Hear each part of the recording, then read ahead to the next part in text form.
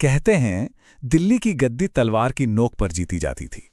उस तख्त पर बैठने का हक सिर्फ उसे था जिसकी तलवार में ज्यादा दम हो, जिसके इरादों में फौलाद और आंखों में आग हो। लेकिन फिर इतिहास ने एक ऐसी करवट ली जिसकी किसी को दूर दूर तक उम्मीद नहीं थी। उस फौलादी तख्त पर एक औरत आ बैठी, एक ऐसी औरत जिसे न तो उस वक्त के समाज ने कबूल किया और ना ही उसके अपने दरबार ने। ये कहानी है रज़िया सुल्तान की। चलिए जरा वक्त में पीछे चलते हैं। बात हो रही है 13वीं सदी की, दिल्ली सल्तनत की। ये एक ऐसी दुनिया थी जहां औरतों की जगह पर्दे के पीछे मानी जाती थी, जहां उनकी दुनिया घर की चार दीवारी में ही शुरू होती थी और वहीं खत्म हो जाती थी। लेकिन रज़िया वो सबसे अलग थी, बिल्कुल अलग। जब दूसरी लड़कियां गुड़ियों से खेलती थीं, रज़िया के हाथों में तलवार होती थी।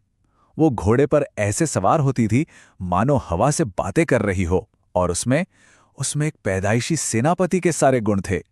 वो पूरी की पूरी सेना को अकेले लीड कर सकती थी।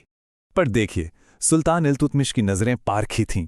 उन्हें अपने बेटों में वो बात नजर ही नहीं आई जो उन्होंने अपनी बेटी रज़िया में देखी। और फिर उन्होंने एक ऐसा फैसला लिया जिसने पूरे सल्तनत में, पूरे दरबार में जैसे एक भूचाल ला दिया। उन्होंने रज़िया को अपना वारिस, अपना उत्तराधिकारी घोषित कर दिया। लेकिन देखिए, एक सुल्तान का फैसला और तख्त तक का सफर, ये दो बहुत अलग अलग बातें थी। जैसे ही सुल्तान इल्तुतमिश की आंखें हमेशा के लिए बंद हुई, दरबारी अमीरों ने उनकी आखिरी ख्वाहिश को मानने से साफ इनकार कर दिया। उनके लिए एक औरत को अपना सुल्तान मानना उनकी मर्दानगी के खिलाफ था।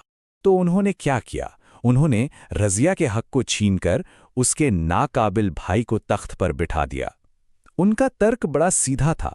एक औरत हुक्म दे नहीं सकती, वो सिर्फ हुक्म मान सकती है। तो इस पूरे संघर्ष में ना, दो दुनियाएं आमने सामने आ गईं। एक तरफ थी दिल्ली की आम जनता, जो रज़िया में ही अपना सुल्तान देखती थी और पूरी तरह उसके साथ खड़ी थी।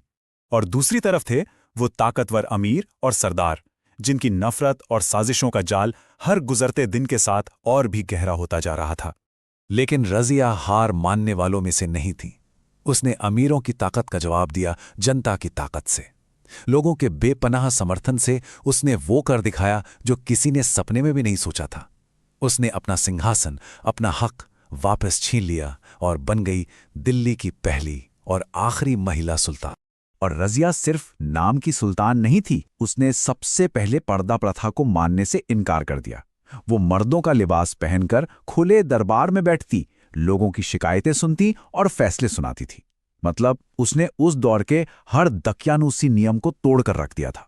पर रज़िया की यही हिम्मत, यही बेबाकी उसकी सबसे बड़ी दुश्मन बन गई। दरबारी अमीरों के लिए यह बर्दाश्त से बाहर था कि एक औरत उन पर हुक्म चलाए। उनकी नफरत अब बंद दरवाजों के पीछे खतरनाक साजिशों का रूप ले रही थी। और इन साजिशों को हवा देने के लिए उन्हें एक नाम मिल गया, जमालुद्दीन याकूत। याकूत रज़िया का एक बेहद वफादार और भरोसेमंद साथी था।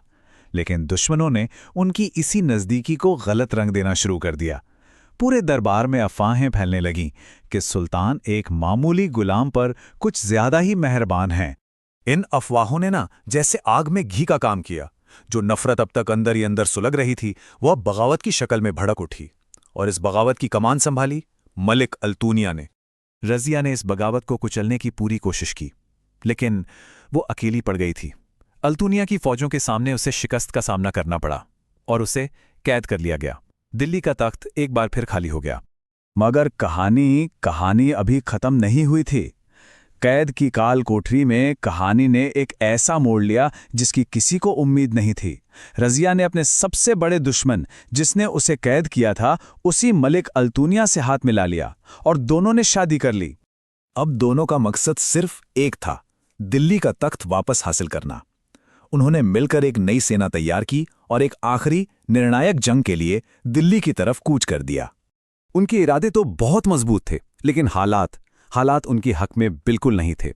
उनकी सेना छोटी और कमजोर थी और दिल्ली में बैठे उनके दुश्मन कहीं ज्यादा ताकतवर थे।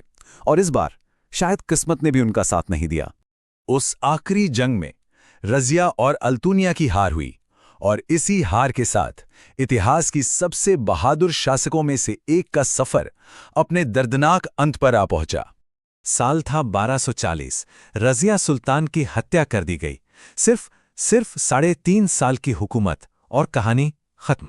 लेकिन क्या कहानी सच में खत्म हुई? नहीं। रज़िया एक ऐसी शासक थी जो अपने वक्त से सदियों आगे की सोच रखती थी।